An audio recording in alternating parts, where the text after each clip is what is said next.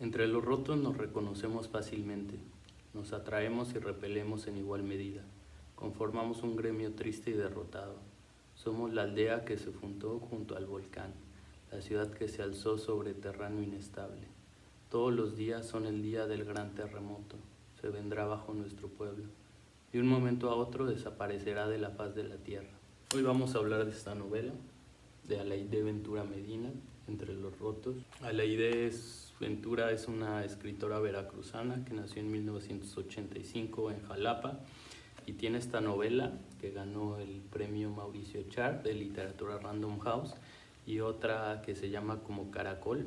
Es la historia de una chica joven y la relación con su familia, digamos esta transición de la niñez a la vida adulta, pasando por la adolescencia, un recorrido por los traumas causados por sus familiares, por eso lleva el nombre de Entre los rotos. Esta novela se inserta en la tradición del Bullet Roman, que es justamente novelas que retratan el tránsito del personaje de la niñez a la vida adulta o de la adolescencia a la vida adulta.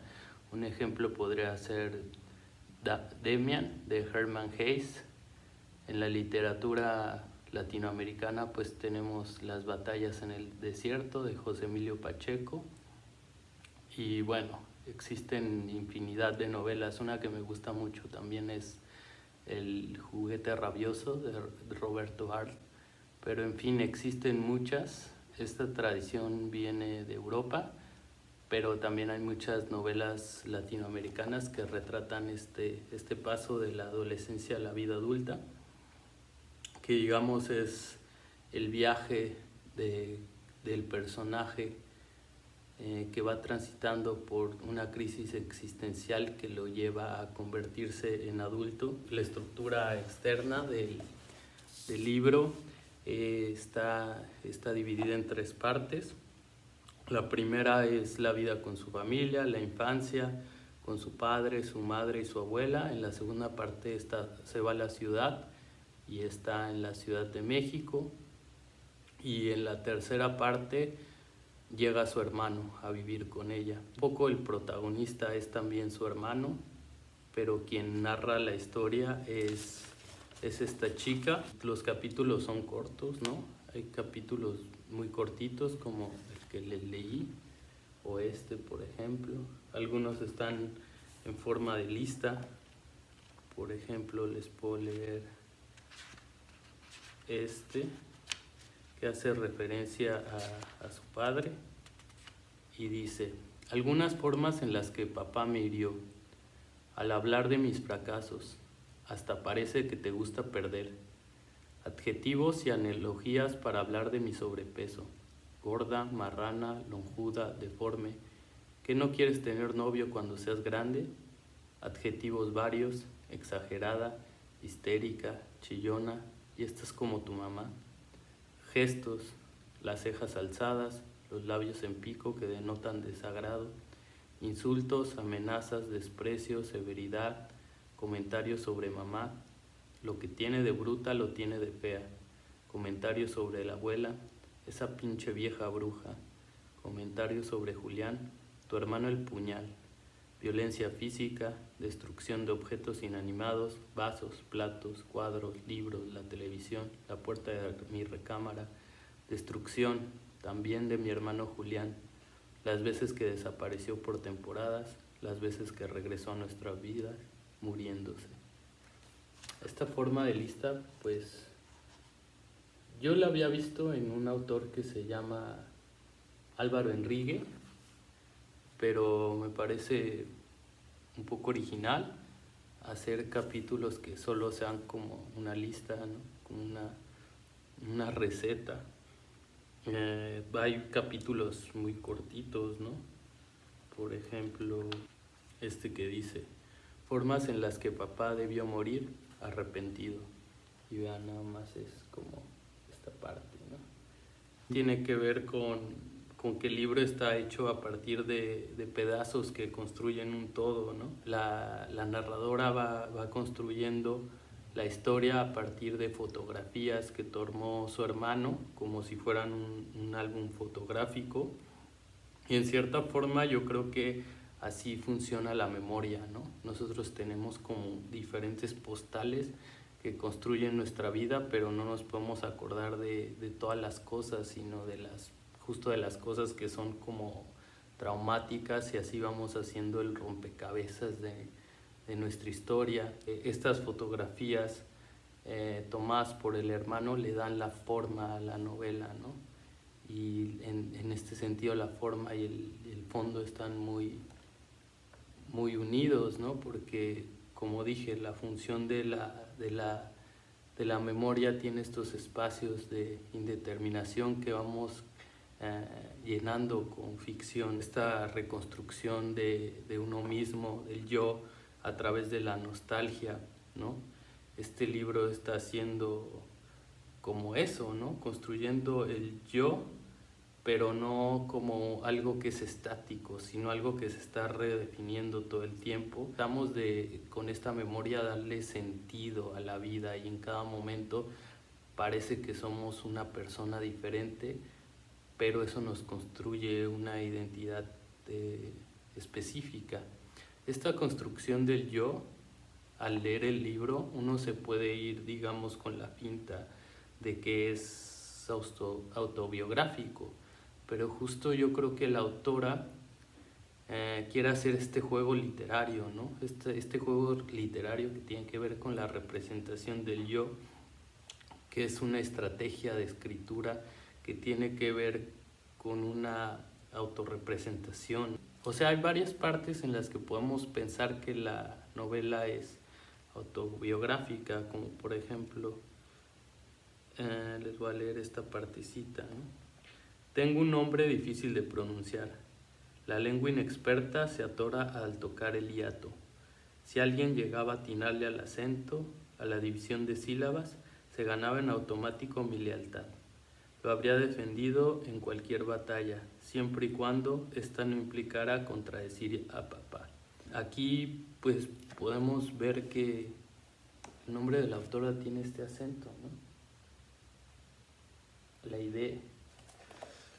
Entonces, creo que esta forma y creo que por eso también el recurso de la autobiografía es una estrategia literaria de escritura, y la están utilizando muchos autores, aunque también uno no debe leer las cosas nunca como si fueran autobiográficas, o como si fueran parte de la realidad, porque realmente lo que leemos es ficción. Y yo creo que la premisa un poco de este libro es que nuestra vida, o la vida en general, tiene estas partes de ficción que se están llenando todo el tiempo, ¿no? Para construir el yo. Ella hace una construcción muy buena de los personajes, por ejemplo de Julián, que es un personaje pues gris, que casi no habla, que está mudo, que pierde la voz porque su papá lo golpea. Un personaje que quiere ser invisible. Es el personaje más importante de la novela. Es como un niño envejecido que tiene un semblante asustadizo. Lo describe como un animal herido que todos quieren proteger, pero sin embargo está encarcelado en su propia mente. Nunca sabemos qué tiene Julián. Sabemos su destino, que no lo voy a spoilear, aunque un amigo dice que en la literatura no hay spoilers, pero pues para que lo vean, porque el final también es importante.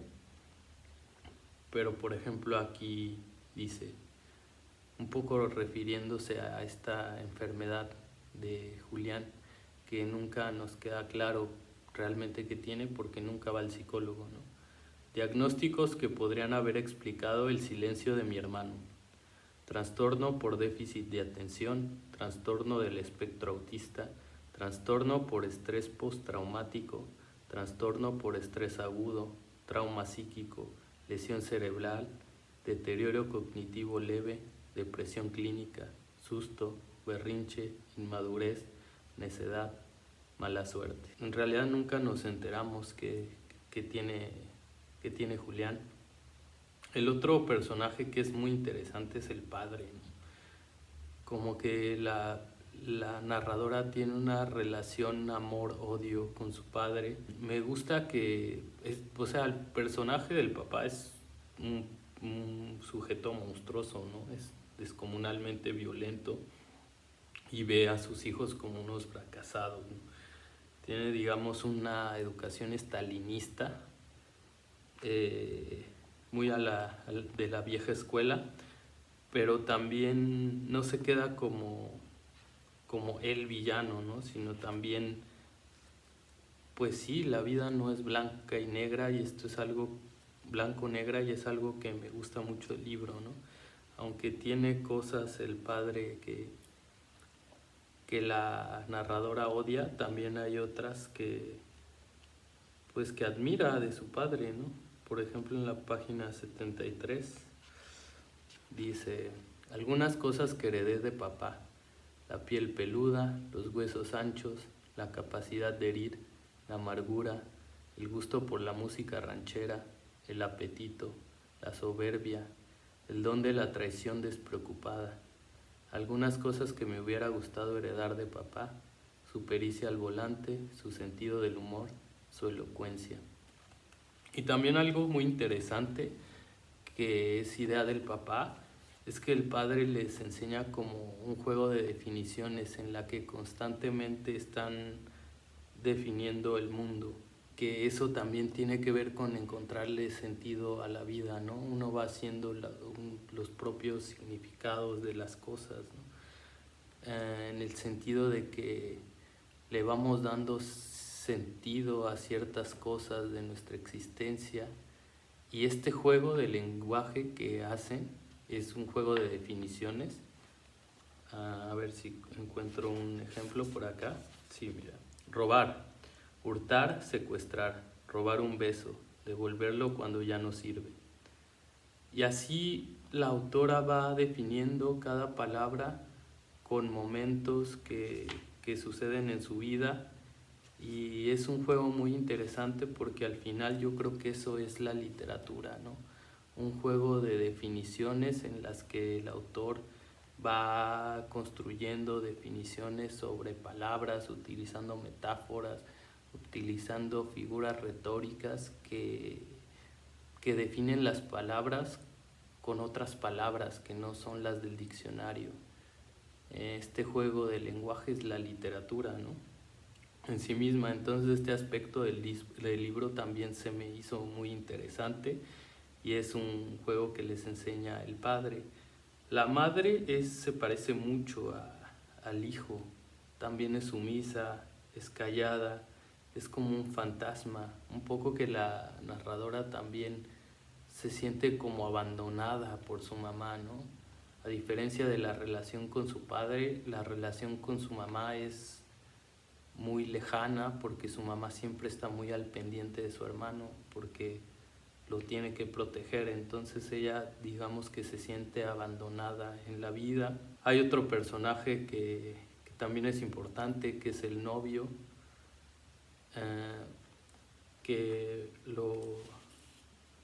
el novio no recuerdo cómo se llama, pero también hace un juego interesante, porque Memo, se llama Memo, Memo primero, Memo segundo y Memo tercero. No sabemos si es el mismo Memo y que ha cambiado conforme pase el tiempo, así como ha cambiado ella, o simplemente son novios diferentes en diferentes épocas de su vida. Pero un poco la relación con sus novios refleja la relación que tiene con su padre, ¿no? Un poco violenta, de amor-odio con estos novios que tiene en la ciudad. También la abuela es un personaje interesante, porque es una persona diferente que habla mucho, ama las plantas, ama los animales, ama la naturaleza. Es como una especie de chamana del edificio que lee las cartas y que es muy esotérica y tiene una personalidad muy interesante. En fin, pues les recomiendo mucho este libro, a mí me gustó bastante porque cuando uno escribe, como dije, escribe sobre sus traumas y de alguna otra forma nos desnudamos para conectar con cierta humanidad, ¿no? Creo que este libro es muy, muy humano, en el sentido de que muchas veces la gente quiere que seamos perfectos, pero pues, todos estamos rotos, todos tenemos traumas, todos pues hemos sufrido de alguna otra forma, ¿no? Y un poco escribir es romper estos muros de la insensibilidad y un poco conectarse con los demás, con la parte humana de los demás, y por eso me gustó mucho este libro, Entre los Rotos. Las cosas que no me gustaron fue la portada y que en algunas partes del libro pues se cortan las palabras, ¿no? Por ejemplo aquí, que se cortan, no sé si se alcanza a ver. Pero sí, pues siento que si ganas un premio de literatura, pues mínimo deberían de hacer bien el libro, ¿no? O sea, si es una editorial tan importante, no entiendo por qué lo hicieron mal. Pero bueno, pues eso es lo de menos, se puede leer y yo creo que es un buen libro y que es una escritora que vale la pena. Y ojalá pues siga escribiendo, ¿no? Porque pues sí, la verdad es que sí me gustó leerla. Y bueno, pues les recomiendo a esta escritora veracruzana, Aleide Ventura Medina. Bueno, pues hasta luego, literatubers. Espero que la pasen bien y